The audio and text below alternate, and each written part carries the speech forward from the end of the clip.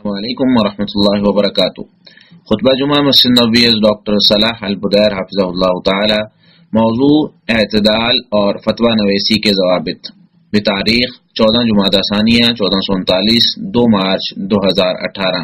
ترجمہ شفقت الرحمان مغل حفظہ اللہ تعالی۔ آواز حافظ جنید۔ تمام تعریفیں اللہ کے لیے ہیں جس نے مومنوں کو روشن بصیرت عطا کی، مکلف بندوں کے لیے حلال اور حرام واضح فرمایا۔ میں گواہی دیتا ہوں کہ اللہ کے سوا کوئی حقیقی معبود نہیں، وہ یکتا ہے، اس کا کوئی شریک، معاون اور مددگار نہیں۔ اور میں یہ بھی گواہی دیتا ہوں کہ ہمارے نبی سیدنا محمد صلی اللہ علیہ وسلم اس کے بندے اور رسول ہیں۔ آپ نے راہ چلتے افراد کے لیے احکامات واضح اور راستے کی نشانیاں مقرر فرمائی۔ اللہ تعالیٰ آپ پر، آپ کی اولاد اور صحابہ کرام پر رحمتیں، برکتیں اور سلامتی نازل فرمائے۔ حمد و صلاح کے بعد مسلمانوں تقوی الہی اپناؤ، کیونکہ سانسیں گنی جا چکی ہیں، اعمال کی کڑی نگرانی جاری ہے۔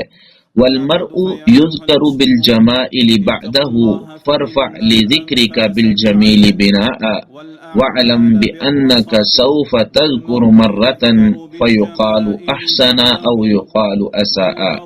انسان کو اس کی خوبیوں کے ذریعے یاد کیا جاتا ہے، اس لیے اپنے اچھے تذکرے کی عمارت کو بلندیوں تک لے جا۔ یہ ذہن نشین کر لو، یقیناً تمہارا کبھی نہ کبھی ذکر ضرور ہوگا۔ اس وقت کہا جائے گا کہ فلاں بہت اچھا تھا، یا کہا جائے گا کہ وہ برا تھا۔ اس لیے اپنی زبان کو لگام دو، صرف تشنگی دور کرنے والی نصیحت یا حکمت بھری بات یا جامع خیر خواہی یا اچھا کلام ہی زبان سے نکالو۔ اے ایمان والو، اللہ سے ڈرو اور ہمیشہ راست گوئی سے کام لو۔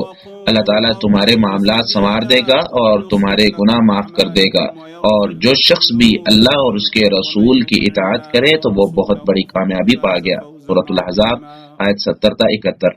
مسلمانوں، شریعت اعتدال اور میانہ روی لے کر آئی ہے۔ اس کی دلیل یہ ہے کہ شریعت کے احکام میں آسانی، وسعت اور کشادگی ہے۔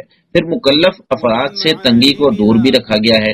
اللہ تعالیٰ کا فرمان ہے، اور اس نے تم پر دین میں کوئی تنگی نہیں بنائی۔ سورۃ الحج آیت 78۔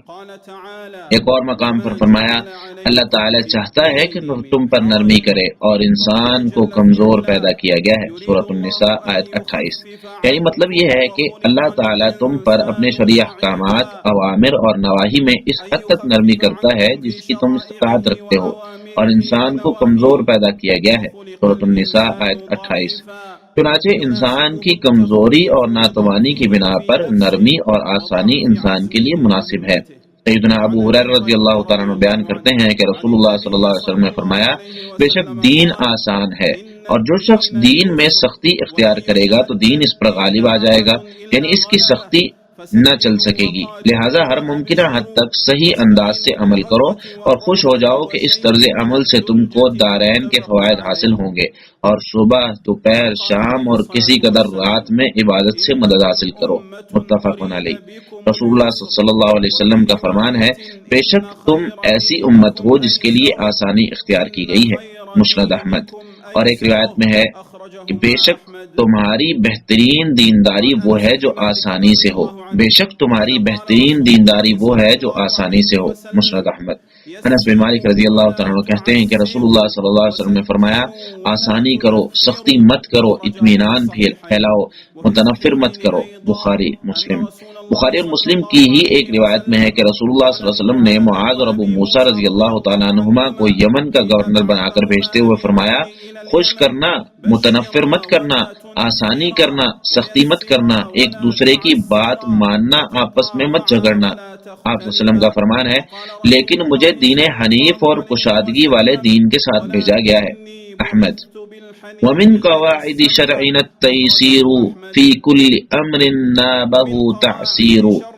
جس معاملے میں بھی مشکل درپیش ہو تو وہاں آسانی ہماری شریعت کے قواعد میں سے ہے، لیکن یہاں آسانی سے مراد ہرگز یہ نہیں کہ فقہی مذاہب اور علماء کرام کے موقف میں سے رخصتوں کو تلاش کے آسان ترین موقف پر عمل کیا جائے، بلکہ یہاں آسانی سے مراد شرعی رخصتیں مراد ہیں جن کے بارے میں شرعی دلائل موجود ہیں، اور اہل عذر افراد مثلا مریض، مسافر اور چھوٹے بچے کے لیے فرائض اور واجبات میں رخصت دی گئی ہے۔ ابو حمزہ کہتے ہیں کہ میں نے ابن عباس رضی اللہ تعالیٰ عنہ سے سفر میں روزہ رکھنے کے متعلق پوچھا تو انہوں نے کہا آسانی اور مشکل دو چیزیں ہیں، تو اللہ تعالیٰ کی طرف سے دی گئی آسانی پر عمل کرو۔ قتادہ رحمہ اللہ فرمانے باری تعالیٰ اللہ تعالیٰ تمہارے لیے آسانی چاہتا ہے، وہ تمہارے لیے مشکل نہیں چاہتا کے بارے میں فرماتے ہیں تو تم وہی اختیار کرو جو اللہ تعالیٰ تمہارے لیے چاہتا ہے۔ اسی طرح یعلا بن امیہ کہتے ہیں کہ میں نے عمر بن خطاب رضی اللہ تعالیٰ عنہ سے کہا اگر تم کافروں سے خدشے کی بنا پر نماز قصر کرو تو تم پر کوئی حرج نہیں۔ سورۃ النساء آیت 101 کہ اب تو لوگ پرامن ہیں، یعنی اب بھی قصر کریں گے؟ تو عمر رضی اللہ تعالیٰ نے کہا کہ جس وجہ سے تم تعجب میں ہو مجھے بھی اسی پر تعجب ہوا تھا۔ میں نے رسول اللہ صلی اللہ علیہ وسلم سے اس بابت دریافت کیا تو آپ صلی اللہ علیہ وسلم نے فرمایا یہ اللہ تعالیٰ کی طرف سے تم پر صدقہ ہے، تو اللہ تعالیٰ کے اس صدقے کو قبول کرو۔ مسلم۔ شریعت میں موجود اس قسم کے اعلیٰ اور خوبصورت قطعی مفاہیم کا مطلب ہرگز یہ نہیں کہ اللہ تعالیٰ پر بہتان باندھتے ہوئے اعتدال اور میانہ روی کے نام پر ایسی باتیں شریعت میں شامل کر دی جائیں جو بے دلیل اور حوث پرستی کے مطابق ہوں اور بلا دلیل ہر چیز کی اجازت دینے والوں کے فتوے تلاش کیے جائیں۔ امام ذہبی رحمہ اللہ کہتے ہیں جو شخص فقہی مذاہب کی رخصتوں اور مجتہدین کے مبنی پر خطا موقف کو اپنانے لگ جائے تو اس کی دینی حالت بہت پتلی ہو جاتی ہے۔ ابن حزم رحمہ اللہ کہتے ہیں کچھ لوگوں کی دینی حالت اور تقوی اتنا پتلا ہو چکا ہوتا ہے کہ وہ اپنی خواہشات کی تکمیل کے لیے کسی کا بھی فتویٰ تلاش کرنے کے لیے تیار ہیں، چنانچہ وہ ہر اس شخص کا موقف اپناتے ہیں جس میں چھوٹ اور رخصت ہو۔ انہیں اس چیز کی غرض نہیں ہوتی کہ اللہ تعالیٰ اور رسول اللہ صلی اللہ علیہ وسلم کے فرمان نے ہم پر کیا واجب کیا ہے۔ امام احمد رحمہ اللہ کہتے ہیں اگر کوئی شخص ہر رخصت والے فتوے پر عمل کرے تو وہ فاسق ہو جائے گا۔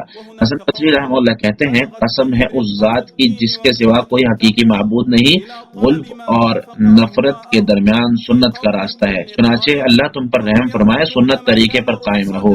اہل سنت کی ماضی میں تعداد کم تھی اور آئندہ بھی تعداد میں کم ہوں گے۔ یہ لوگ عیش پرستوں کے ساتھ عیش پرستی میں مگن نہیں ہوتے، نہ بدعتی لوگوں کے ساتھ بدعات میں شرکت کرتے ہیں، وہ اللہ تعالیٰ سے ملنے تک سنت طریقے پر گامزن رہتے ہیں، تو تم بھی اللہ تعالیٰ کے حکم سے انہی میں سے بن جاؤ۔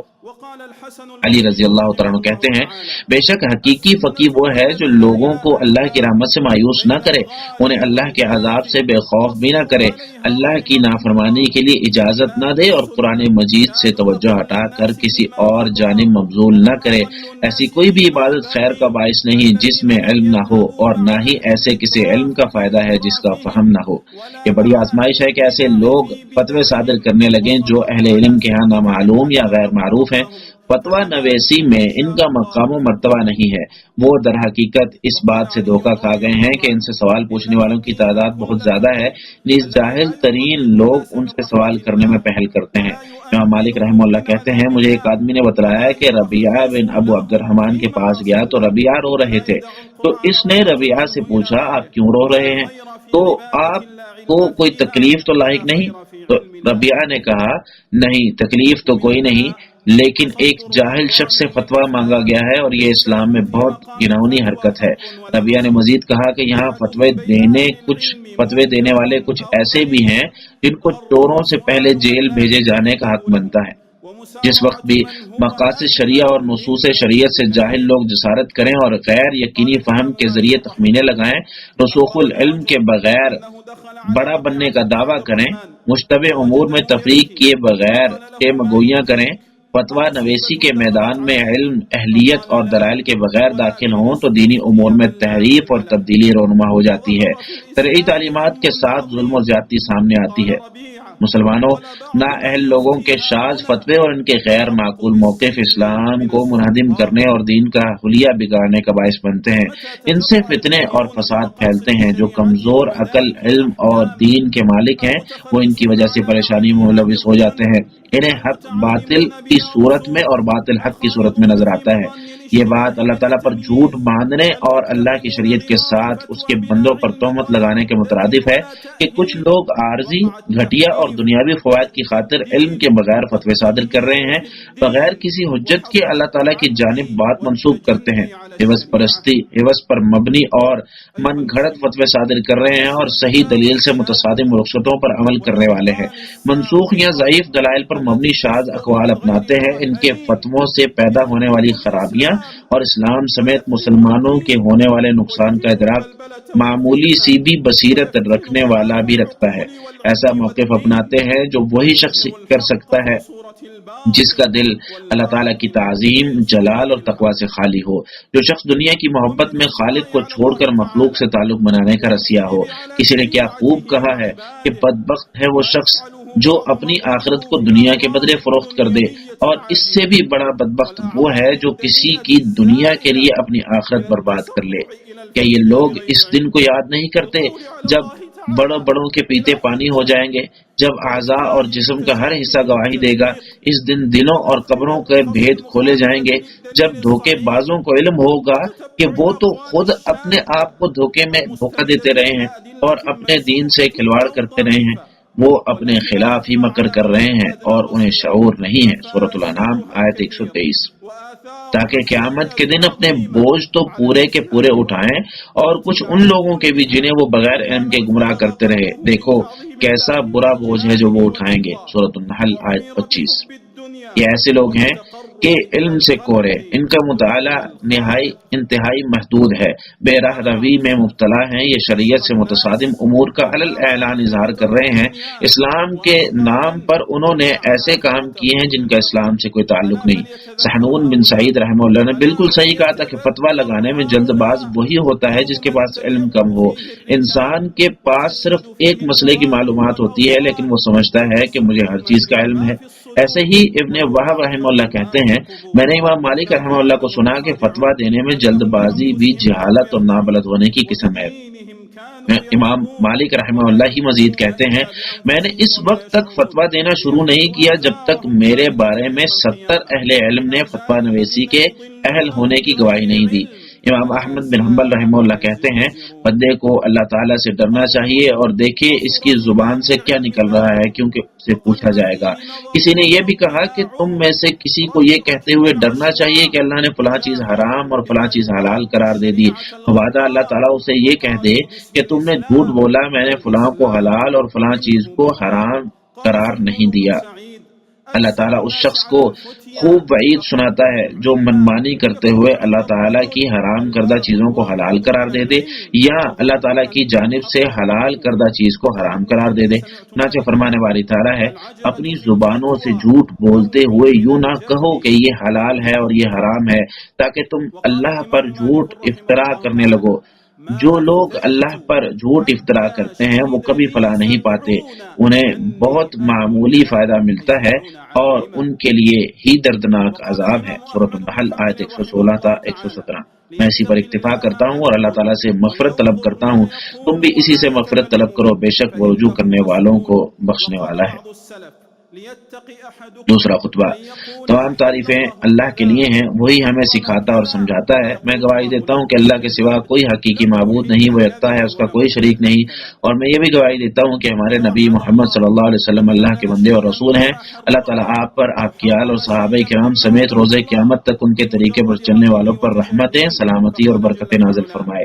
حمد و ثنا کے بعد مسلمانوں، تقوی الہی اختیار کرو اور اسے اپنا نگہبان جانو، کسی کی اطاعت کرو اور نافرمانی مت کرو۔ اے ایمان والو، تقوی الہی اختیار کرو اور سچے لوگوں کے ساتھ رہو۔ سورۃ التوبہ آیت 119۔ مسلمانوں، دین الہی غلب اور شدت کے درمیان اعتدال کا نام ہے۔ غلب، شدت اور افراط و تفریط یہ دو انتہائی آفتیں ہیں۔ یہ منحرف راستے اور کجروی ہیں، یہ مضبوط دین اور صراط مستقیم سے دوری کا باعث ہیں، اس لیے غلب اور شدت سے اجتناب کرو۔ چنانچہ عبداللہ بن مسعود رضی اللہ تعالیٰ عنہ کہتے ہیں کہ رسول اللہ صلی اللہ علیہ وسلم نے ہمارے لیے ایک لکیر کھینچی اور پھر فرمایا یہ اللہ کا راستہ ہے، پھر اس کے بعد اس لکیر کے دائیں بائیں بھی لکیریں کھینچی اور فرمایا یہ الگ الگ راستے ہیں، ہر ایک راستے پر شیطان بیٹھا اس کی طرف بلا رہا ہے، اور پھر آپ نے یہ آیت پڑھی اور بلا شبہ یہی میری سیدھی راہ ہے، لہٰذا اسی پر چلتے جاؤ اور دوسری راہوں پر نہ چلو، ورنہ وہ تمہیں اللہ کی راہ سے ہٹا کر جدا جدا کر دیں گی۔ اللہ نے تمہیں انہی باتوں کا حکم دیا ہے شاید کہ تم کجروی سے بچ جاؤ۔ سورۃ الانعام آیت 153۔ احمد ابان بن ابو عیاش کہتے ہیں کہ ایک شخص نے ابن مسعود رضی اللہ تعالیٰ عنہ سے سوال کیا کہ صراط مستقیم کیا ہے؟ تو انہوں نے کہا ہمیں رسول اللہ صلی اللہ علیہ وسلم نے ایک سرے پر چھوڑا اور اس کا دوسرا سرا جنت میں ہے، اس کے دائیں بائیں تیز رو گھوڑے ہیں اور وہاں پر لوگ ہیں جو وہاں سے گزرنے والوں کو بلاتے ہیں، تو جو بھی ان گھوڑوں کو پکڑ لے تو وہ گھوڑے اسے جہنم میں لے جاتے ہیں، اور جو شخص راستے پر ہی چلتا رہے تو وہ جنت میں پہنچ جائے گا۔ اور نواس بن سمعان انصاری رضی اللہ تعالیٰ عنہ کہتے ہیں کہ رسول اللہ صلی اللہ علیہ وسلم نے فرمایا اللہ تعالیٰ نے صراط مستقیم کی مثال ذکر کی ہے کہ صراط مستقیم کی دونوں جانب دیواریں ہیں جن میں کھلے ہوئے دروازے ہیں اور دروازوں پر پردے لٹکے ہوئے ہیں، اور راستے کے دروازے پر ایک بلانے والا پکار رہا ہے لوگوں راستے میں سب کے سب داخل ہو جاؤ اور ادھر ادھر مت ہونا۔ پھر راستے کے اوپر ایک بلانے والا ہے، جب کوئی شخص ان دروازوں میں سے کسی دروازے کو کھولنے کی کوشش کرتا ہے تو وہ کہتا ہے تمہاری بربادی ہو، اسے مت کھولو، اگر تم اسے کھول لو گے تو اس میں داخل ہو جاؤ گے۔ اس مثال میں راستہ اسلام ہے، لٹکے ہوئے پردے اللہ کی حدود ہیں، کھلے ہوئے دروازے اللہ کے حرام کردہ امور ہیں، اور اس راستے کے سرے پر پکارنے والا اللہ کا قرآن ہے، اور اوپر سے پکارنے والا ہر مسلمان کے دل میں موجود ضمیر ہے۔ احمد ترمذی احمد الہادی شفیع الورا نبی صلی اللہ علیہ وسلم پر بار بار درود و سلام بھیجو، جس نے ایک بار درود پڑھا اللہ تعالیٰ اس کے بدلے میں اس پر 10 رحمت نازل فرمائے گا۔ کہ اللہ اپنے بندے اور رسول محمد صلی اللہ علیہ وسلم پر درود و سلام نازل فرما، تمام صحابہ کرام اہل بیت اور تابعین و تبع تابعین سے راضی ہو جا، اور ان کے ساتھ ساتھ ہم سے بھی راضی ہو جا، یا کریم یا وہاب۔ کہ اللہ اسلام اور مسلمانوں کو غلبہ عطا فرما، یا اللہ اسلام اور مسلمانوں کو غلبہ عطا فرما، یا اللہ اسلام اور مسلمانوں کو غلبہ عطا فرما۔ کہ اللہ شرک اور مشرکوں کو ذلیل اور رسوا فرما، یا اللہ طاغوتوں ظالموں اور قاتلوں کو تباہ و برباد فرما، یا رب العالمین۔ کہ اللہ جلد از جلد ہمارے شامی کمزور بھائیوں کی مشکلات، یا اللہ جلد از جلد ہمارے شامی کمزور بھائیوں کی مشکلات وا فرما، یا رب العالمین۔ یا اللہ ہمارے حکمران خادم حرمین شریفین کو صرف انہی کاموں کی توفیق عطا فرما جن سے تو راضی ہو جائے اور جنہیں تو پسند فرماتا ہے، نیز ان کی نیکی اور تقوی پر مبنی کاموں کے لیے رہنمائی فرما۔ یا اللہ انہیں اور ان کے ولی عہد کو اسلام اور مسلمانوں کی بہتری کے لیے اقدامات کرنے کی توفیق عطا فرما، یا رب العالمین۔ یا اللہ مسلمان بیماروں کو شفا یاب فرما، یا مشکل میں پھنسے لوگوں کی مشکلیں آسان فرما، قیدیوں کو رہائی عطا فرما، اور فوت شدگان پر رحم فرما، اور ہم پر زیادتی کرنے والوں کے خلاف ہماری مدد فرما، یا رب العالمین۔ یا اللہ تمام مسلم ممالک کو خوشحالی، امن و سلامتی اور استحکام عطا فرما، یا رب العالمین۔ یا اللہ مسلم ممالک میں سے جنگوں اور جھگڑوں کا خاتمہ فرما دے، یا اللہ فتنے اور اختلافات ختم فرما دے، یا رب العالمین۔ یا اللہ ہماری دعاؤں کو قبول فرما، یا اللہ ہماری دعاؤں کو اپنی بارگاہ میں بلند فرما، یا کریم یا رحیم یا عظیم۔